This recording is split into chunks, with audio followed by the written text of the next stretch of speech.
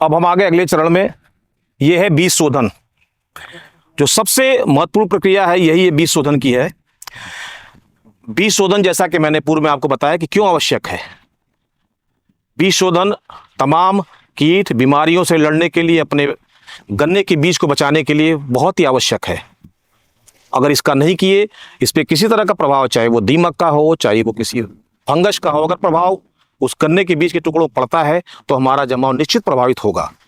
हम किसान भाइयों से अनुरोध करेंगे, ऐसे ही 2 से 3 बर्तन लें और अपने खेत में रखें। बीज शोधन की प्रक्रिया कम से कम 15 मिनट और अधिक से अधिक 25 मिनट तक अवश्य करें। कई किसान भाई बीज शोधन की प्रक्रिया को मात्र 1-2 मिनट में ही खत्म कर देते हैं। ऐसा संभव नहीं है। जैसा कि आपको देखने में आ रहा है कि ये हमारे 2 आंख का टुकड़ा किसान भाई ने काट रखा है। बीज शोधन में अगर हमने इसको शोधित करने हेतु 15 मिनट तक नहीं रखा तो दवा का जो हिस्सा है वो इस गन्ने के अंदर यहाँ से यहाँ पहुँचने में बहुत समय लगता है। अगर 15 मिनट तक करेंगे तब जाके ये गन्ना दवा को अवशोषित करेगा और अवशोषित करके इस पूरे हिस्से के अंदर दवा रहेगी, जिससे हमारा बीज सुरक्षित रहेगा। इसलिए कम से कम 15 मिनट हर हाल में करें। और दवा की मात्रा, अगर 100 लीटर पानी लिया है तो 200 ग्राम दवा होनी चाहिए। 2 ग्राम दवा और 1 लीटर पानी, इसका अनुपात हमेशा बना के रखें। और समय समय पर दवा की मात्रा को इस पानी में बढ़ाना चाहिए, क्योंकि कुछ दवा की मात्रा आप शोधित करते रहते हैं। गन्ने के सेट ने इसको अवशोषित कर रखा है तो इसका प्रभाव कम पड़ जाता है। अगला चरण जो आता है हमारा, वो आता है बुआई के समय खाद एवं उर्वरक। जैसा कि पहले भी हमने कहा कि अगर हम बुआई से पहले अपनी मिट्टी की जांच करा लेते हैं और जो भी हमारी जांच रिपोर्ट में संस्तुति आती है उस आधार पे अपने खाद और उर्वरक का हम प्रयोग करेंगे। अगर किसी कारणवश हमने अपनी मिट्टी की जांच ना करा पाई हो तो आपके सामने देख रहे हैं, हमारे पास उर्वरक के 3 विकल्प होते हैं। या तो हम NPK के माध्यम से, या सिंगल सुपर फास्फेट के माध्यम से, या डाई अमोनियम फास्फेट के माध्यम से ही उसकी पूर्ति कर सकते हैं।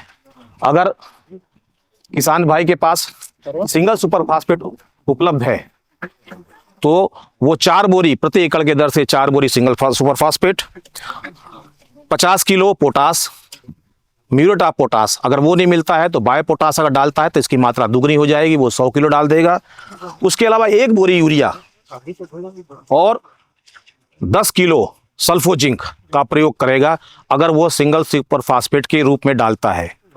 इसके अलावा जो दूसरा विकल्प है वो NPK का है। अगर वो 12-32-16 NPK का प्रयोग करता है अपने, तो उसमें 2 बोरी यानी 100 किलो 12-32-16 डालेगा, 25 किलो वो डालेगा पोटास, और बायो पोटास डालता है तो इसकी मात्रा दुगनी कर देगा, वो 50 किलो कर देगा। अगर यूरिया डालता है तो 1 बोरी यूरिया यानी 50 किलो यूरिया और सल्फो जिंक 10 किलो डालेगा। इसके बाद अगर तीसरा विकल्प जो हमने बताया वो डाई अमोनियम फास्फेट यानी DAP के रूप में डालता है तो 1 एकड़ में 75 किलो डाई अमोनियम फास्फेट और 50 किलो वो डालेगा पोटास, म्यूरेट ऑफ पोटास। अगर बायो पोटास डालता है तो वो 100 kg डालेगा और 1 बोरी यूरिया और 10 किलो सल्फो जिंक का प्रयोग करेगा। इन 3 विकल्प में जो भी किसान के पास उपलब्ध हो, सबसे पहला विकल्प जो सबसे बढ़िया होता है गन्ने में वो होता है 12-32-16। अगर वो उपलब्ध नहीं है तो दूसरा विकल्प किसान अपनाएगा सिंगल सुपर फास्फेट। अगर वह विकल्प नहीं है तो अंत में किसान जो अपनाता है वो डाई अमोनियम फास्फेट, जिसको हम DAP बोलते हैं। प्राथमिकता जो किसान को देनी है सबसे पहले 12-32-16 को देनी है। इन खादों को लेने के बाद इसका मिश्रण तैयार करेंगे और मिश्रण तैयार करने के बाद हम चलेंगे अपने बुआई वाले अगले चरण में। ये अगला चरण हमारा है गन्ना बुआई का। जैसा कि आप देख रहे हैं ये ट्रेंच की बुआई का तरीका है। ट्रेंच की नाली खुली हुई है। अब ये खाद डाल रहे हैं किसान भाई। जहां गलती करते हैं मैं बताना चाहता हूं कि आगे आगे देखिए खाद डालते रहें और पीछे पीछे इस खाद को मिट्टी में दबाने की प्रक्रिया चल रही है। हमारा इसका करने का उद्देश्य यह है कि गन्ने के बीज का संपर्क, गन्ने की आंख का संपर्क रासायनिक उर्वरकों के साथ नहीं होना चाहिए। किसान भाई कभी गन्ने के बीज को पहले डालते हैं, खाद को ऊपर डालते हैं, जिससे उसकी गर्मी, उसमें रासायनिक प्रक्रिया होती है जिससे आंख हमारी सड़ जाती है, खराब हो जाती है और जमाव प्रभावित होता है। आप देख रहे हैं कि खाद को आगे आगे डालते हुए जा रहे हैं और पीछे इस खाद को मिट्टी मिलाने के लिए हमने एक बोरी में मिट्टी भरकर चलाया, जिससे ये खाद मिट्टी में अच्छी तरह से मिल जाएगा। ये प्रक्रिया हमेशा करनी चाहिए। खाद का संपर्क कभी भी गन्ने के बीज के टुकड़े के साथ नहीं होना चाहिए। किसान भाई इसका ध्यान रखें। अब आप आते हैं अगले चरण में। पहले आपने देखा कि खाद का प्रयोग करने के बाद हमने खाद को अच्छी तरह से मिट्टी में मिला दिया। उसके उपरांत अब आप ये ट्रेंच की बुआई की विभिन्न पद्धतियां हैं जिनका प्रदर्शन हमने नाली में कर रखा है। ये पहली पद्धति जिसे हम सीढ़ी नुमा कहते हैं। ट्रेंच में सबसे पहले बुआई इसी तरह से की जाती थी, लेकिन कुछ इसमें दिक्कतें आने के कारण किसानों ने थोड़ा इसका परिवर्तन किया। फिर ये पेयर्ड रो दोहरी पंक्ति विधि है। आप जो देख रहे हैं ये दोहरी पंक्ति विधि है। नाली में दोनों तरफ किनारों पर ये गन्ने के सेट रखे गए हैं जिसको कहते हैं दोहरी पंक्ति विधि। इससे पहले जो बुआई देख रहे हैं इसे बोलते हैं सीढ़ी नुमा विधि। और सबसे तीसरी लाइन में जो आप देख रहे हैं वो है सिंगल बुआई विधि कर रखा है। ये दोहरी पंक्ति, ये सिंगल पंक्ति और ये सीढ़ी नुमा, ये 3 पद्धतियां हैं ट्रेंच बुआई में जिसे किसान भाई कर सकते हैं। इसमें जो हमने दूरी सेट से सेट रखी है 6 से 8 इंच की दूरी रखी है। इसका बहुत महत्व है। अगर दूरी को ध्यान न रखते हुए आप नज़दीक रखेंगे तो गन्ने के कल्लों के निकलने की क्षमता कम रहेगी, कम कल्ले निकलेंगे और निकलते भी हैं तो उनको अगर फैलाव के लिए जगह नहीं मिलेगा तो गन्ने बनने में वो दिक्कतें आएंगी और अंत में वो कल्ले तो बनेंगे लेकिन वो मर जाएंगे और आपको जो आपूर्ति योग्य गन्ना होना चाहिए था वो नहीं हो पाएगा। इसलिए सेट को जो गन्ने के टुकड़ों को बिछाने की दूरी है, निर्धारित दूरी मानक है, उसके हिसाब से करें और गन्ने के फैलाव का पूरा समय दें। ट्रेंच विधि में यही 3 पद्धतियां हैं जिनके हिसाब से किसान भाई अपनी बुआई अपने हिसाब से कर सकते हैं। नालियों में पड़े हुए सेट को ढकना, इसके ऊपर मिट्टी डालना, जो सबसे इंपॉर्टेंट बुआई का सबसे इंपॉर्टेंट सबसे महत्वपूर्ण है। 2 तरीके हैं, या तो फावड़े की मदद से या हाथ से।